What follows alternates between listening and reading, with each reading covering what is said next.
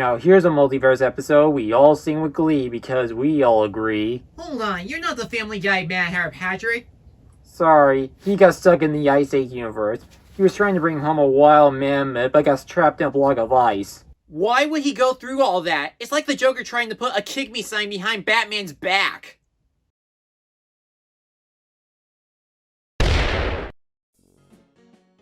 I'm gonna be honest, I was never into Family Guy. I'm more of a Simpsons dude because the jokes in that show were much funny and well executed. I only saw Family Guy as a cartoon that's trying to capture the success of the popular sitcom. Even the Simpsons Guy episode pointed out that they were trying to be like the characters from Springfield. But when it comes to Stewie and Brian's Road to Adventures, that's when they decide to stop acting like the Simpsons.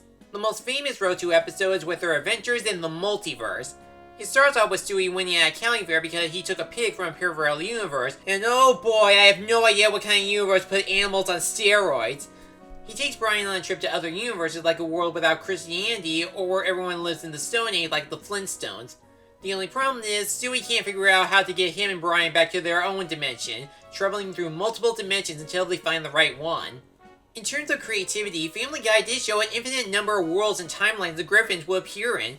Some of them are simplistic, like the two-headed and low-resolution universes, but then there are some bizarre different outcomes like the Apocalypse and Ice Age.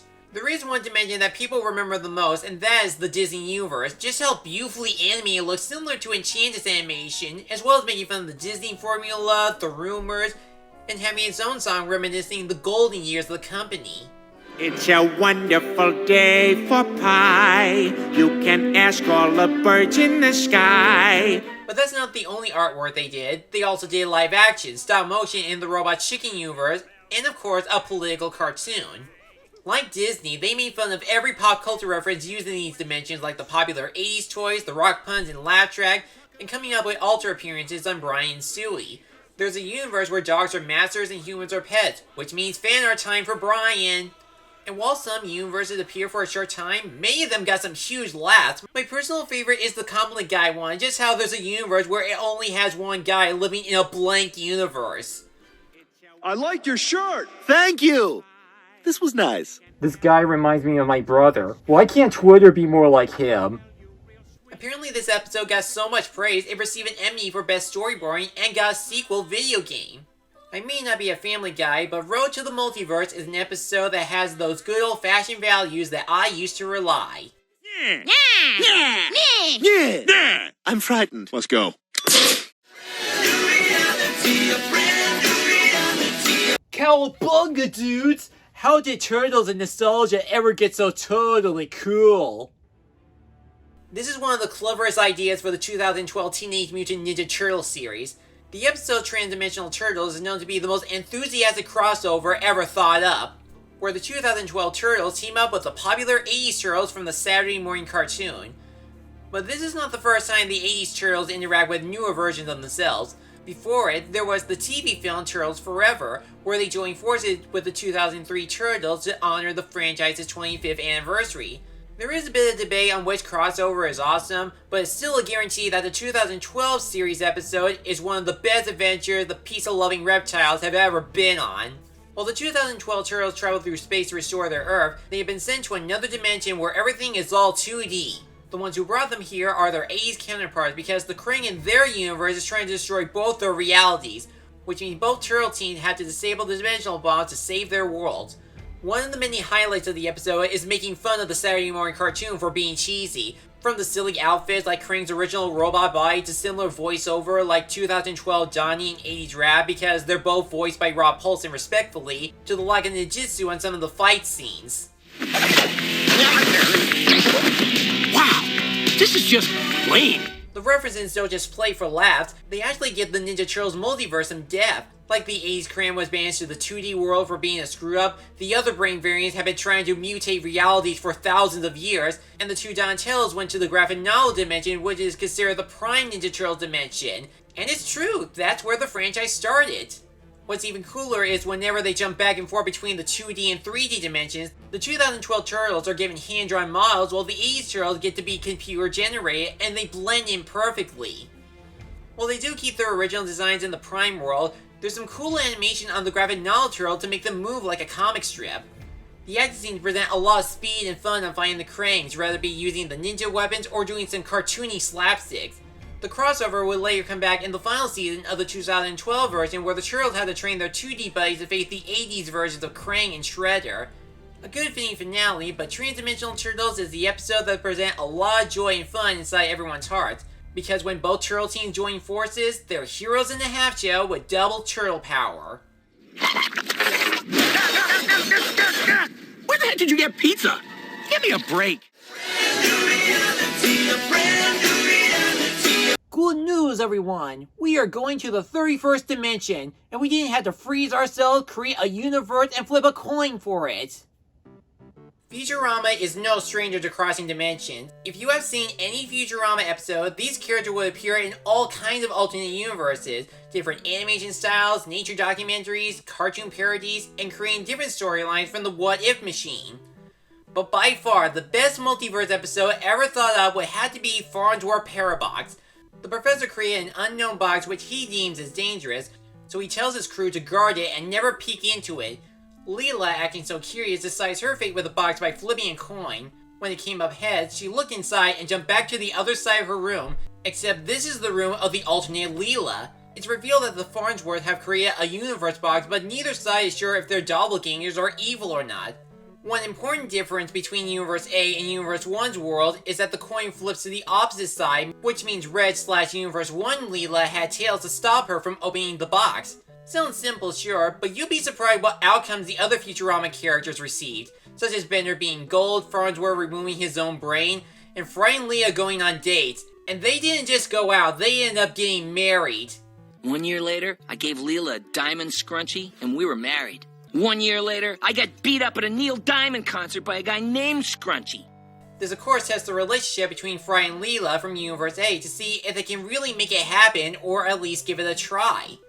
The other interactions between Universe A and 1 characters are also enjoyable, like the Benders trying to be the best pickpocket, and the Zoidbergs feeling like outcasts so they take the box themselves and go into hiding.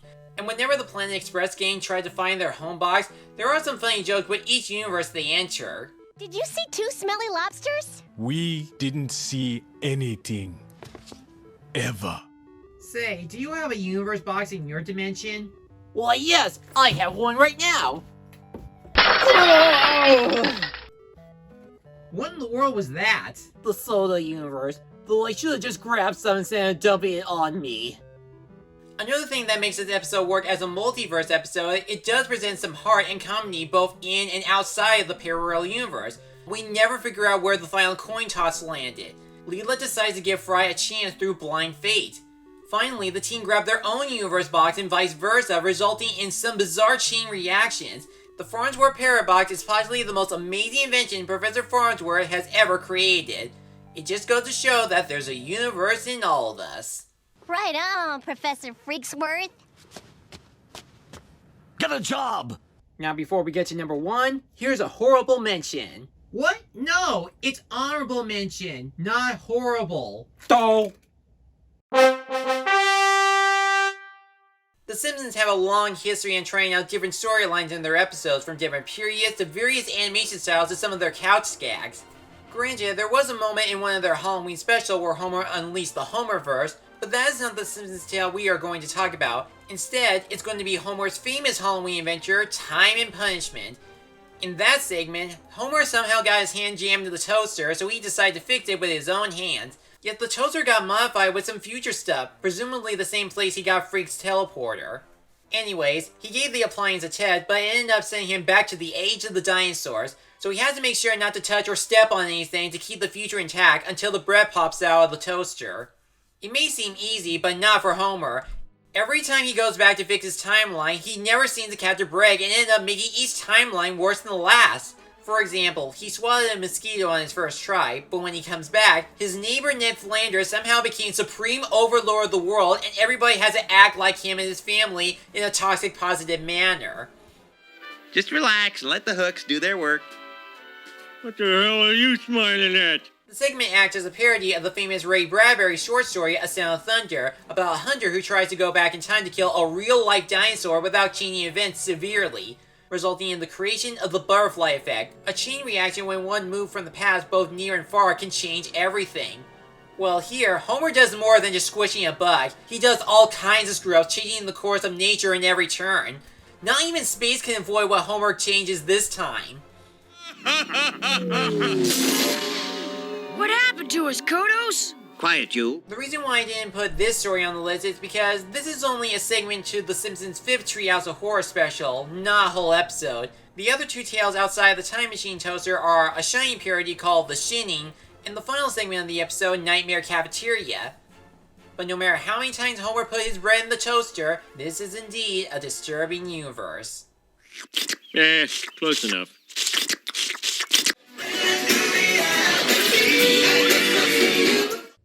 After exploring countless cartoons about the multiverse, it has come to this. It wasn't easy narrowing down which ones were among the best, but I think we found the best multiverse cartoon. I know this is another Marvel show, but unlike The Watcher, we kept our oath from number 8 as promised. Marvel's What If is one of Marvel's best Phase 4 projects for its continuing theme of the multiverse. It started off as a series of anthology episodes of characters switching roles or outcomes completely altered from the original MCU timeline. But once the 8th episode of the show came after Ultron stole Vision's body and the Infinity Stones, that's when the other universes decided to come together and save their worlds to take down this artificial intelligence, leading to the season finale of The Watcher breaking his oath to intervene with the multiverse to take down the scary threat.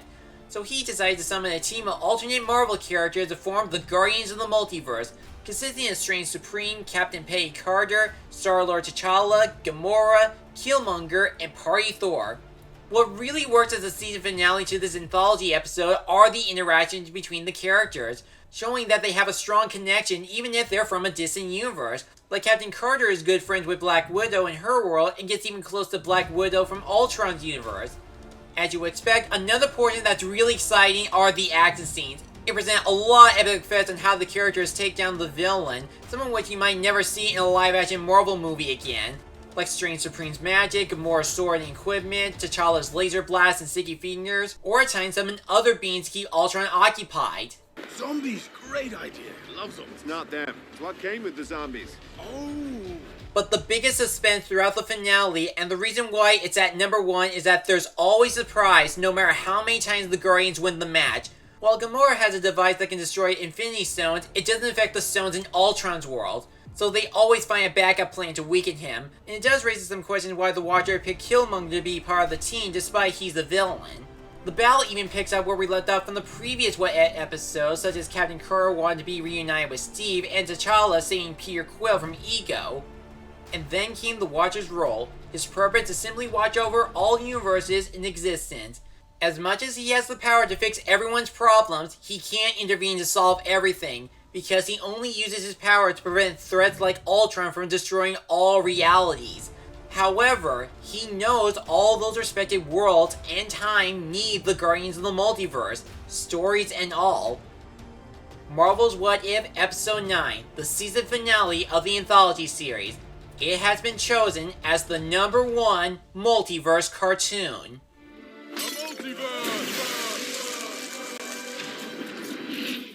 Do you agree with our list? Are there any other multiverse cartoons that are worth mentioning? Well, feel free to leave in the comments below and explain why they're your favorites.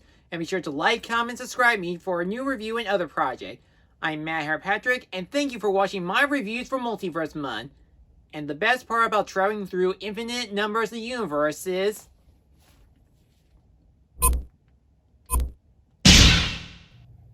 coming home.